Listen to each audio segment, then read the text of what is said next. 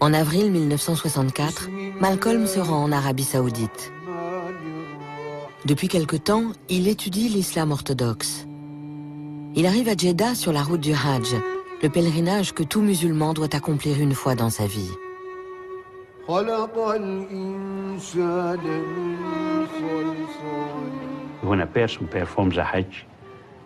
Quand on accomplit le Hajj, il faut respecter certains rituels. Tout le monde doit s'habiller très simplement, de façon qu'on ne puisse pas distinguer les gens par leur statut social et leur nationalité.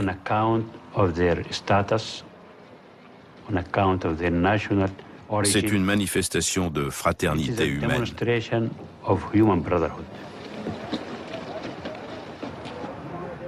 Meilleur souvenir de la terre d'Arabie, Allah m'a permis de visiter la ville sainte de la Mecque, où des pèlerins de toutes les couleurs de peau, toutes les couleurs soulignées, et de tous les pays du monde font preuve d'un esprit d'unité et de fraternité tel que je n'en ai jamais vu ailleurs. Quel spectacle! El Hadj Malik El Shebaz. Et pensant peut-être que je ne saurais pas qui c'était, il avait ajouté entre parenthèses Malcolm X. Le 21 mai 1964, 2 jours après ses 39 ans, Malcolm rentre à New York. Malcolm, have your experiences with white-skinned Muslims in Africa and the Middle East made you feel that relations between Negroes and whites who are not Muslims is any more possible? When I was on the pilgrimage, I had close contact with Muslims whose skin would in America be classified as white, and with Muslims who themselves would be classified as white in America. But these particular Muslims didn't call themselves white. They looked upon themselves as human beings, as part of the human family, and therefore they looked upon all other segments of the human family as part of that same family. Well, now, they had a different look or a different air or a different attitude than that which is reflected in the attitude of the man in America who calls himself white. So I said that if Islam had done that for them, perhaps if the white man in America would study Islam, perhaps it could do the same thing for him. Malcolm, are you prepared to go into the United Nations at this point and ask that charges be brought against the United States for its treatment of American Negroes? Oh, yes. Oh, yes, please. I think you're right in my chair. The audience will have to be quiet. Yes, as I pointed out when I was during my traveling, that nations look, African nations and Asian nations and Latin American nations look very hypocritical when they stand up in the United Nations condemning the racist practices of South Africa and that which is practiced by Portugal and Angola, and saying nothing in the UN about the racist practices that are manifest every day against Negroes in this society.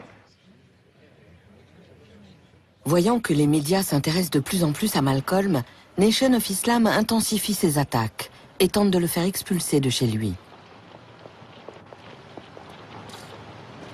Quand Malcolm se présente au tribunal pour contester la procédure d'expulsion, il en profite pour dévoiler au grand jour la conduite d'Elijah Muhammad.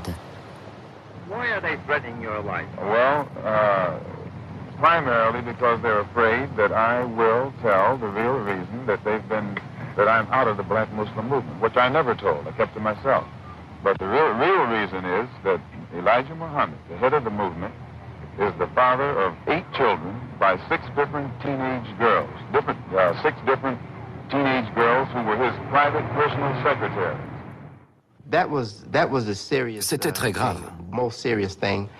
Accuser l'honorable Elijah Muhammad, c'était courir un très grand danger. C'était mettre sa vie en danger. Je vous le dis très franchement, on prenait le risque d'être abattu par un membre de Nation of Islam. Are you not perhaps afraid of what might happen to you as a result of making these revelations? Oh, yes. I probably am a dead man already.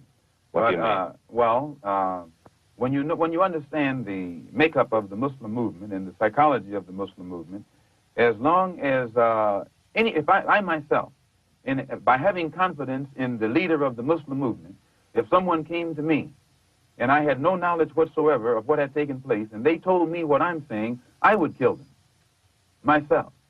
The only thing that would prevent me from killing someone who made a statement like this, they would have to be able to let me know that it's true. Now, if anyone had come to me other than Mr. Muhammad's son, I never would have believed it, even enough to look into it. But I had been around him so closely, I had seen indications of the reality of it, but my religious sincerity made me block it out of my mind. À l'Audubon Ballroom à Harlem, Malcolm annonce la formation d'un groupe politique sur le modèle de l'Organisation pour l'Unité africaine, créée outre-Atlantique. Frère Malcolm a fondé l'Organisation pour l'Unité afro-américaine pour rassembler ceux qui s'intéressaient à son programme politique, économique et culturel. Au cours de ses voyages, il s'était rendu compte qu'il y avait des gens ailleurs désireux de travailler avec lui, mais qui ne souhaitaient pas pour autant se convertir à l'islam. One of the first things that the independent African nations did was to form an organization called the Organization of African Unity. This organization of Afro-American unity, which has the same aim and objective, to fight whoever gets in our way.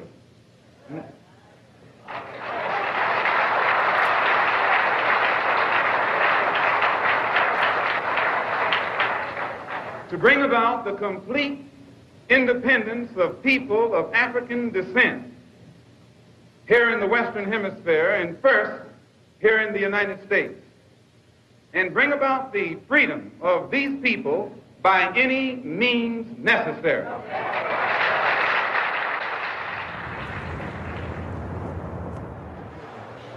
En juillet 1964, Malcolm est invité à la conférence de l'Organisation pour l'Unité africaine au Caire, aux côtés des chefs d'État d'Afrique et du Moyen-Orient.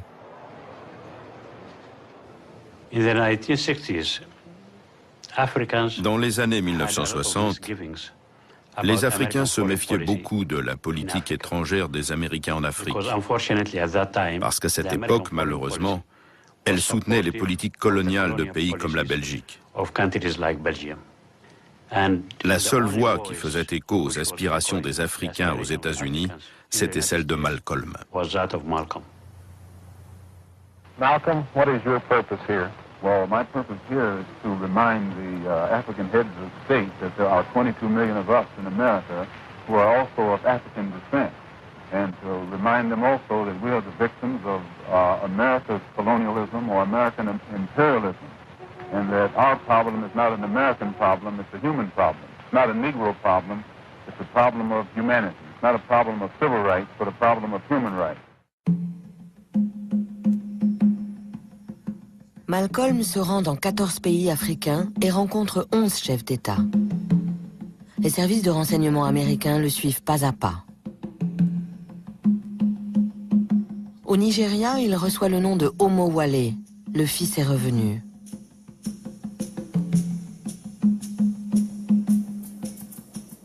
Il rentre aux États-Unis fin novembre 1964 et en décembre, il se rend en Angleterre pour un débat à l'Oxford Union Society. I read once, passingly, about a man named Shakespeare. I only read about him passingly, but I remember one thing he wrote that kind of moved me. He put it in the mouth of Hamlet, I think it was, who said, to be or not to be. He was in doubt about something. Whether it was nobler in the mind of man to suffer the slings and arrows of outrageous fortune, moderation, or to take up arms against the sea of troubles and by opposing, end them. And I go for that. If you take up arms, you'll end it. But if you sit around and wait for the one who's in power to make up his mind that he should end it, you'll be waiting a long time. And in my opinion, the young generation of whites, blacks, browns, whatever else there is, you're living at a time of extremism, a time of revolution, a time when there's got to be a change. People in power have misused it, and now there has to be a change, and a better world has to be built, and the only way it's going to be built is with extreme methods. And I, for one, will join in with anyone, don't care what color you are, as long as you want to change this miserable condition that exists on this earth. Thank you.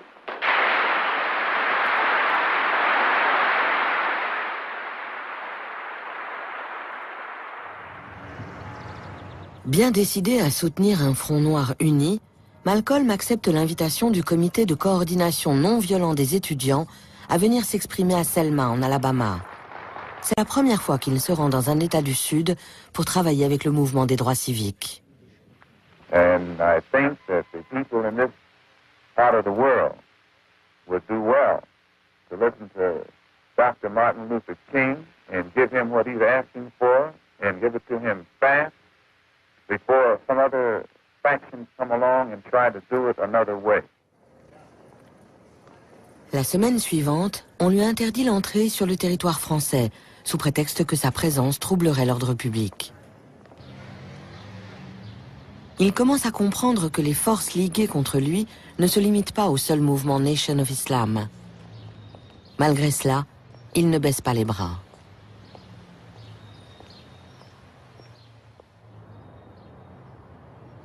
La nuit où il rentre de sa tournée européenne, sa maison est incendiée.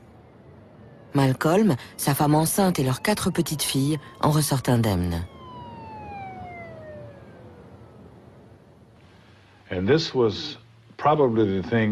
C'est certainement l'événement qui l'a le plus bouleversé. Cette fois, ce n'est pas le redoutable, l'indomptable Malcolm X qui était touché, mais le père de famille et le mari de sœur Betty.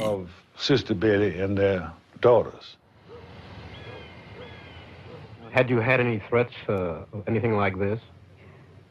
Had any threats? That's all I get is threats. I get not less than 6 or 7 threatening phone calls every day. J'ai été surpris d'apprendre que la maison avait été incendiée, mais pas que c'était un coup des Black Muslims. Je connaissais leur manière de se battre. Dans ce cas précis, personne n'aurait pu faire ça sans l'accord de Youssouf Shah. C'était impossible. C'était forcément un coup des Black Muslims de New York.